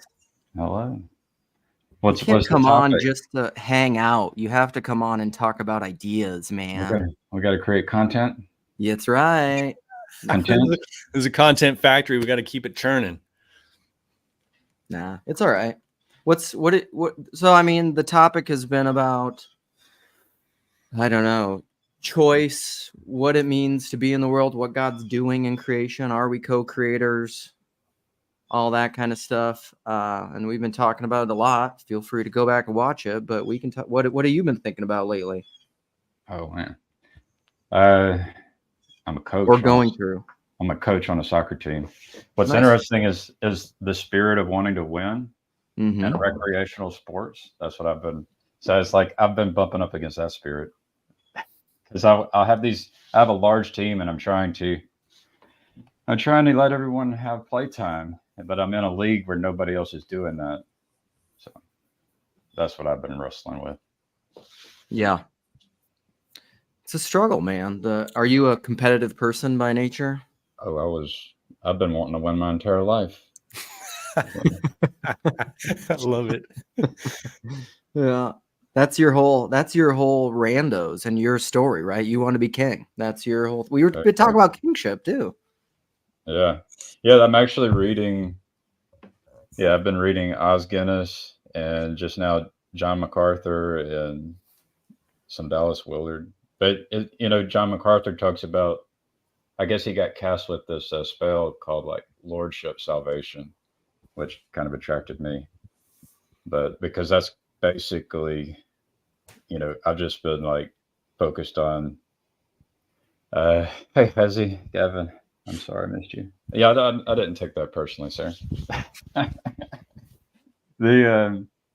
yeah, I'm trying to make Jesus my king, and it seems to work. What does that mean? What's that mean for you? What's that look like? How are you going about making Jesus your king? Well, when I'm coaching soccer, I'm trying to love the kids who maybe aren't the best on the team, and I maybe want to let them play. Playing the scrubs. We're playing 40 minutes like soccer games, and there's these kids that they paid to play. This is recreational league. This isn't like the there's a bunch of other ways to play. Yeah, there's club, there's varsity in high school, there's all-stars, there's professional, there's all kinds of ways to play, but this is recreational sports. And it's like I'm trying to love these kids. Yeah. So coaching kids is it's such an experience, because then you're dealing with parents too and all those dynamics, and like, why isn't my kid playing more? Because he's unathletic and he sucks. Meanwhile, the ones who if you're trying to win, the ones who play all the time get selected for all-stars and they get to play even more. Yeah, we had a kid who died this season, and he played on my son's team, so that really that's been influential, trying to be a better person and a better coach. And so it's like these things are important. Going out into your community and just trying to serve the king is a good thing. absolutely. Do you tell the kids and the parents and things about TLC, and do you try to get them on live streams? No? Oh, that's a joke. Sorry. Alan's Was not it a even joke? tuned in. He's not even tuned into my sweet, sweet humor. You were just staring off into space, Alan. That was Doing funny. great. You're doing great, buddy. He's taking notes. You're He's like, "That's a good flying." one for the next set. Yeah, you're like the third stringer comedian in the soccer game, and I'm like, you get playing time too. Oh Just rec man! league See, now that's comedy. good comedy. That's good. I have been listening to Nate Bargatze. He's loving this guy. Oh man, He is. I think my funny. favorite thing about that is my mom. Like, I saw him. I think I introduced my mom to him, and then he had like a Prime special, like on Amazon Prime, and he got the haircut and he started dressing better because obviously, one of his early specials, he was like kind of working comedian, broke, still.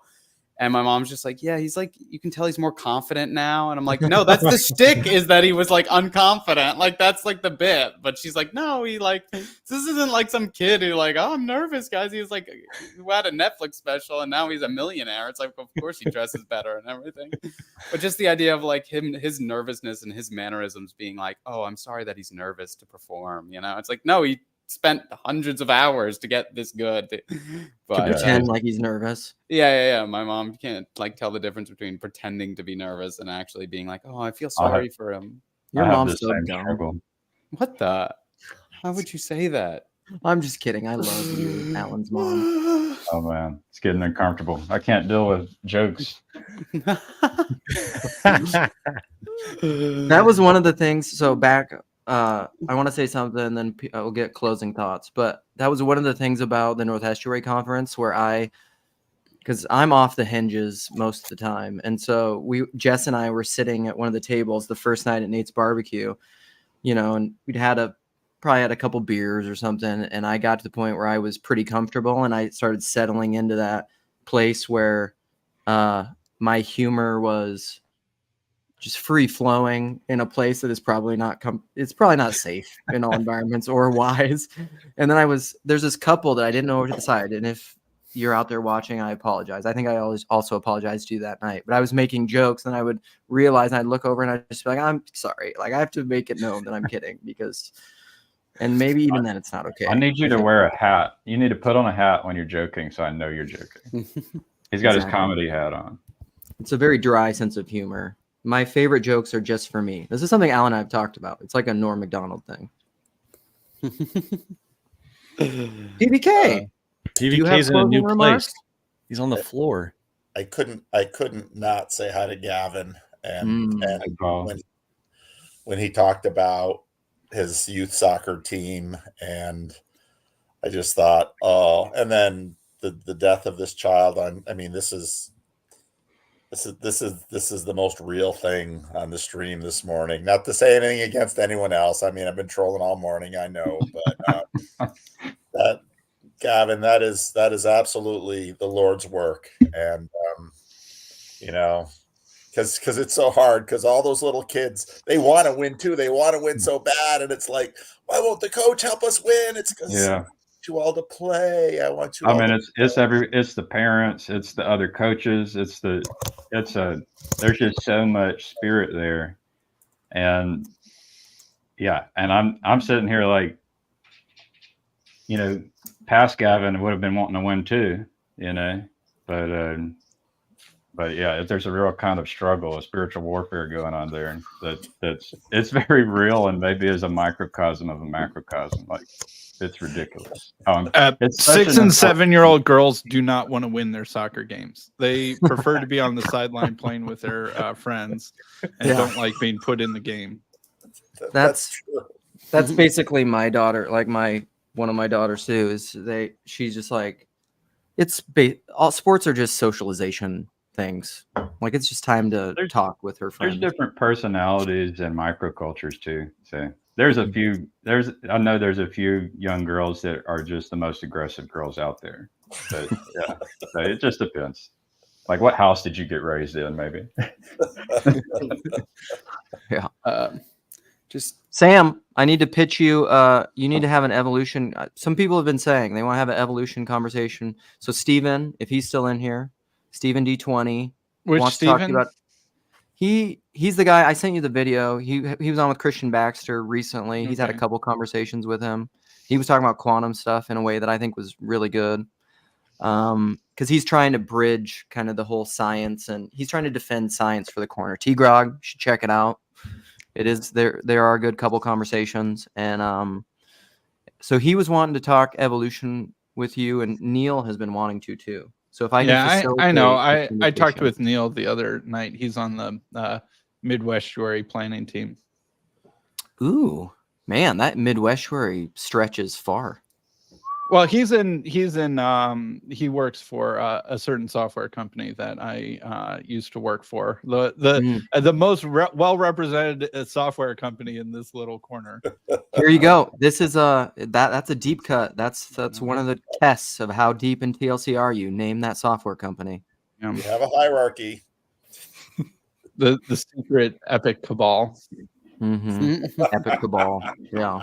Because people forget Joey himself also worked for the same software Yep. company. He One of did. the founding fathers. That's true. I just checked in and you guys were making your mom jokes, and that's why I decided to join. But then All right, that stopped. what's your best your mom joke, Sam? Oh, I don't know. I don't think I have a good your mom joke. All right, closing thoughts, or do you guys want to keep going and I'll just leave?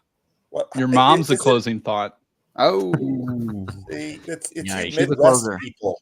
It's yo mama. It's not your mom. It's yo mama. Your mother. Midwest people. I think that's kind of southern to say yo mama. It's Well, definitely these all the southern. black I think- folks in Patterson were from the South. Yeah. I think in the Midwest we have the R on the end of your mama. PVK's culturally appropriating yo mama. Oh. I got introduced to Yo Mama in 4th grade with Tim Cook. So, and then it really bothered him once I told him my mama died when I was 2 years old. He's like, "You can't say that. You've ruined the Yo Mama jokes." Afriel, that's hilarious. Closing thought. Oh man. I didn't participate in the whole live stream in a serious way, so I don't feel You were- entitled to give a closing thought. You were just trolling. What part of this that I wasn't in and saying anything are you gonna clip, Paul? Any of it? I don't know, because my wife wakes up and it's like I can't have Luke blaring his stuff out in the house when she's looking for coffee on the way to school. It's like that I couldn't pull myself away. Is that the same reason I didn't want to expose my wife to Alan? You don't want to expose your wife to me? I mean, what's going on? Yeah, me, my wife, and my weird internet friends. It's an uncomfortable trio sometimes. My wife For said many she of us. My wife said she missed everyone from the Northwest. Aww. She's like, I That's miss so all those cute. weird guys. Yeah. She cut me down first time we met. It was amazing. I loved it. I felt very home. It's a very New Jersey thing. Yeah, she's Yep. fun. She'll Jess, do is that. your wife from New Jersey? She's from North Carolina. And Jess, I would like to talk to you about your audiovisual skills sometime. I have them. Yeah, I've heard. All right. One Well, day, Chad's Helen already got me Keller- working on stuff. All right, Sam. Let's. I'm excited for your you and Chad and Niels. Who else is on the executive planning team for Midwestuary? Mo and Mo. Dan Wagonmaker. I'm not sure if you know him, but he has Yeah, an I old know the name. Randos Yeah. conversation. The painting beige walls beige. You can check that out. It was a Man. good one. Also, another plug for Randos United. I'm talking to somebody tonight who's been in the comments. So like this will be. I mean, it's not like a. I don't know. It'll be a little bit of a Randos coming out thing, and I want it to go on Randos United. That's what that channel's for. People. Which Did you- Randos United? We've got Mo's and Jeff's channel. They got No, forked. it's Jeff's. The other one's not real. It's a parasite. I mean, just say it bluntly. What's Vervaeke talking with Peugeot again about? Why are they just noticing that they're This morning. got a new Vervaeke's one. on? Yeah, Vervaeke's live on Peugeot's channel right now. Right Oh, now, it's the Right now. premiere of Vervaeke's doing a symbolic world Oh. course on I forget what the title is. not believing in God. When Luke live streams, there's nothing else on YouTube. Yeah, let's Because we clip know that. I we need know to start Peugeot's doing. just live premiering that thing. It's not like it's actually live. That's true. No. And sometimes when people live premiere, they're not even there in the comments. Like, what are you doing? Just Learn how to playing the build. algorithm. Oh, PBK. I do want to get your thoughts on this quick, just at the end, because so like Peterson Academy, their social media network of trying to develop relationships, and they have a pay to play model to try to get out bots and all that sort of thing. Why don't they just acknowledge that like you're the man to talk to about building legit online community? Funny that you mention it. That's the topic of tomorrow's live stream. Ooh. All right. I thought you were about to announce I'm hosting a Peterson Academy course on how to build and maintain authentic social media networks. When are we going to have Rando's Academy? Rando's Academy. I think Rando's United should host Rando's Academy. All right. Yeah. Jeff, what do Jeff you want to E. say before I shut this down? Why are you shutting this down when people keep shutting up, Luke? It's Okay, like, well, I will just or leave. something. Luke is the Coach Gavin of the TLC. You know, we're starting to win, and Coach is like, no more of that winning. Everybody gets to play. That's it. The unathletic people here are in. Time to keep the game going. I'm like one of those non-athletic people in the TLC. Two things. I saw a bunch of old people here, so I decided to come on. Old as in TLC age. Paul, no offense. And then second, I heard you invoking Rando's United, so I decided to finally come on and say that I added the email account to like the more info on this channel. And I dropped a link to the original Rando's United somewhere in this chat. So if you want to add it to the whatever the description of this video, Luke, you can. I can do that on my channel. I can't do that on Grail Country, but yeah. Oh, okay. And then the other part of this is if you are going to send any conversations, all I can do is upload it. I don't have time to like work on thumbnails or anything like that. So if you want to send a thumbnail too, you can. I used to create those all the time. I don't have time for it anymore. So if you want to do that, you can. Perfect. I don't do any of that junk. Just upload it. Yep. So send it my way and I'll post it. Sweet. If you say C.S. Lewis 3 times in a mirror, will Jeff appear? Most times. Most times. No, but if you're dying for hearing about what C.S. Lewis wrote all the way up to age 17 and almost 18 so far, I have another channel where I've been doing that every early mornings. Oh, wow. Well, Alistair McGrath mentioned C.S. Lewis 3 times in my conversation, and then suddenly Jeff's in the comments section. It worked like a charm. Yes, that works. Yeah, it caused me to create another channel. So what a conversation that was with Alistair McGrath, though, Sam. Do you think so? When I saw that pop up. Okay, I mean, I'm glad that it happened. Did you think it was actually pretty good? We can whisper about it now. Really? Oh, okay. I did. I thought it was tremendous. Okay. I thought he was a little fluffy, if I'm going to be honest. It's hard to get, like, it's, I mean, even Vervaeke, it's tough to get John to really dig in and get, nasty in a New Jersey way.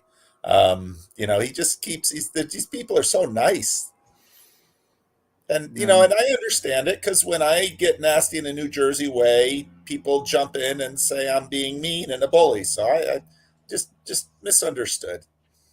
Well, you can be substantive without being mean. You can. It's not like the only alternative to fluffy is New Jersey mean.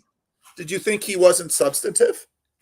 I thought he was a little evasive, if I'm honest. A little smoothing some rough edges and painting with broad brush strokes. But I was still happy he came on my channel. I don't know why. Like, I thought that video would get more views than it did. Maybe I guess he just isn't the click generator that other people are. But that video got less views than my average like solo Sam rambling about John whatever passage video. Your hardcore Unitarian audience doesn't want to listen to him. I don't know. They listened, but it was like nowhere even close to Tim Mackey. I didn't expect it to be more than Tim Mackey, but expected it to be more than just me. It's the YouTube economy. I mean, and that's the way the algorithm goes. It is so frustrating. It is, again, I so connect with Gavin's story of youth soccer, because sometimes you put in that kid and you think this kid needs to be in the limelight, and then the algorithm just buries them. Uh-oh, did Luke text us? Oh, Jeff's gone now. They're all dropping out, and Luke dropped out. Are we even on the internet still, or did Luke just? I don't know. us? It says live in the upper left. We're live. Do you have are you flying this plane, Gavin?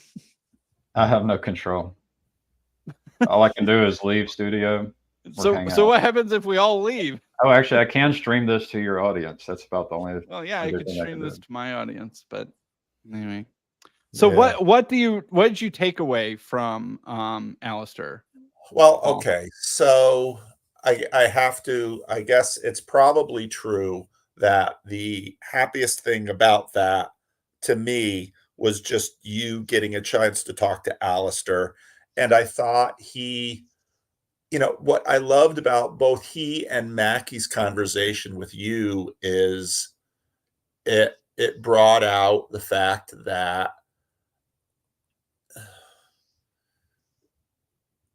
these are clearly Trinitarians who are not going to lose their Trinitarianness on your channel, but I thought they were very real and honest about the subtleties and the complexity of that doctrine. And I think especially with the challenges you bring, I just thought there was a lot of honesty that is, I think, really helpful for normal church people, for whom when they hear about the Trinity, they're like, they salute because they know they should. But if you ask any further, they're kind of like, and I thought both of them gave really competent, compelling, pastoral understanding about this is why we believe this. And the vast majority of people are not going to try and plumb the subtleties between hypostasis and person, and substance ontology. So I just thought it was a wonderful conversation, and I was super, super happy to see both of those conversations, Sam. So well, I was happy to see both of them happen, but like honestly, one of the parts that I remember feeling a little frustrated was with Alistair was before I even got to the Trinity. Was when I asked him specifically about the PVK interpretation of Alistair's theory of heresy. Like, are you so?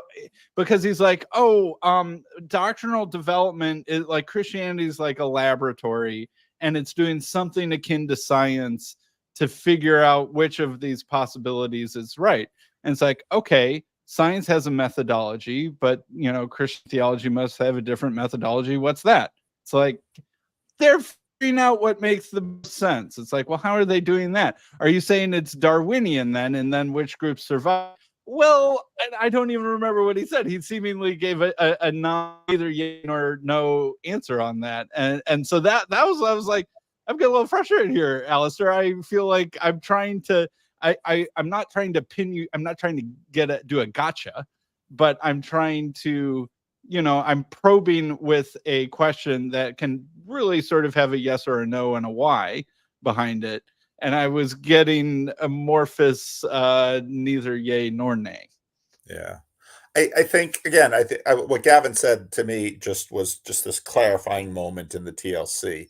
And what you experienced is the reason I very seldom go after big names.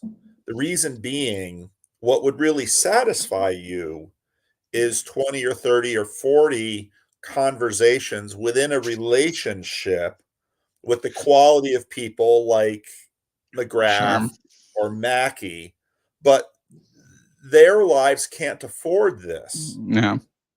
And so to have that, to get the big one-off conversation with the big name, someone you've been studying and thinking about, and they don't know you, it finally becomes quite dissatisfying, which is part of the reason why I think the vision of the TLC has always been much more people who are available. And that's, and I think, again, going back to Gavin's soccer team, the joy in that team, these kids are going to grow up. And right now they're looking at the few kids who are really athletic in the league, who are scoring, and they're sort of, wow, look at him do this, look at him do that. But you know what these kids are going to remember? they're going to remember the friendships on their team. And some of those relationships are going to endure. And so the high status people, although they're giving us wonderful things, it's finally the relationships that actually matter and will travel through life with us and will actually change us. So, Sam, I don't know if I will ever meet a high status Unitarian, but my relationship with you has been so much more valuable to me because even, if I don't watch your Unitarian selling jobs, you have stretched me and challenged me on the Trinity and to think about Protestantism and accretions and evolutionary development and all of these things, but that comes through the relationship. So the relationship is more important than the high status baubles. And it's wonderful that we have those high status people to give us those things in books. So to me, the TLC is like Gavin's soccer team. So I want to say, Gavin, you stick to your guns, you resist those parents, do it winsomely, do it subtly. And I know a bunch of those little boys, their hearts are going to be crushed when they lose against that team that had half of their players sitting on the bench, the whole team, the whole game. But you build that team of losers and you knit them tight so that they actually learn what's really important, which are the bonds of love. Amen. Truly. So I'm happy, Sam, when you go out and grab a big name, because it does bring some of our TLC and mingles up in the heavenlies with these big names. But the reason I don't do it is exactly your experience with Alistair McGraw. Well, Tim Mackey was much better. So it's not like it needed to go that way. I found it. I've talked with, he's maybe bigger sets, but I've talked with a bunch of scholars that don't know me from Adam and had constructive conversations with them. And I feel like I didn't really with him. But why was Mackey better? Mackey was a little bit more. I do have more personal connection with Mackey. That is part of it. He doesn't internet exposure with Mackey. He knows the internet well. Mm-hmm. Sam, I wanted to let Sam know I defended you in real life the other day. So, who was attacking me in real life? Well, I also, one of my coworkers that he started working recently, he's, I think he's a reformed, basically. He's a younger guy. He's like 26 or so. Real kind of like, he's still in that like apologetics bubble. And he was saying something, complaining about Trent Horn. And I said, oh, I know a guy that had a conversation with Trent Horn. And then I had to explain what your deal was. And then he was saying, and then I had to defend why your deal is legit in my eyes, because, I understand this. I think you were right that if we accept sola scriptura, we have to accept that not everybody's going to interpret it the same way. So, but so that was an interesting thing. Well, thanks. But also I have to say, since Mark and PVK are both here, and I'm going to see you next month in Connecticut, that Mark, what you said about Jacob was uncharitable, and I think that you should apologize. And it was not good for Paul to platform the discussion because of the good stuff that Mark and Chad talked about that launches into an immediate criticism of. So anyway, but that's a good time to use. Why don't you come on? Why don't you come on my channel and we'll talk? I gave Lynn. I recorded a conversation with Lynn. She objected. You're welcome to come on, and you can. I am generally a gracious host, and you can share your piece. And but I don't know what's unshareable or what was unsayable other than that. Well, okay. Well, let me just say this. So, Nahama, whose full name is the name of her public YouTube channel, so there shouldn't be any reason to share that. she spoke in hypotheticals, and Jacob took it personally. If you had spoken in hypotheticals, we could have said, we don't know if he's talking about Jacob, but he talked about Jacob. Just I think that, he's a very public person, and to say that you are concerned that he's, violent or something like that. I mean, No, I didn't say that. I did not say that. well, I did not say that. you said that you were uncomfortable with him being around your wife. I did say that. And I would not, because I cannot trust which Jacob I'll see. What's so difficult about that to understand, and what's offensive about that? The Jacob that you see in person is always the nice one. Yeah, I mean, that's just to say that's a thing that you could say as a hypothetical about a person, and then, I mean, it's out there. It's out there. I mean, I would say. Would you like me to read some of the texts I get from Jacob? You don't have to trust me. Would you like me to read some of what I get put in my brain vis-a-vis text? Mark, I have something I can send to you. See, it's only because I've gone through this thing with Jacob where I fought the battle with him, and until we got to the place where we see each other in the same way, that I now interpret how he behaves in a different lens. But I don't battle with people. I don't waste my time battling with people. I either make friends or I don't. Okay. Well, and you conduct yourself as a friend or you don't. Okay. This is where I'm going to take kingly administrative control over my stream. Good call. I don't want to do this here. Yeah. Luke, I did not bring this up, just so you know. I did not come here to talk shit. Yeah. You understand that, sir, right? Yep. I came here to tell Sam what an awesome job he did with with McGrath. Well, thanks. Yep. All right, guys. And that was my. And then I came on to, and when I saw that Michael was here, I was going to say, well, why don't you come on and we can talk? Yeah.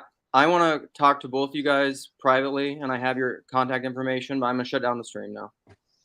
Thanks. All right. Sorry for killing it. Bye.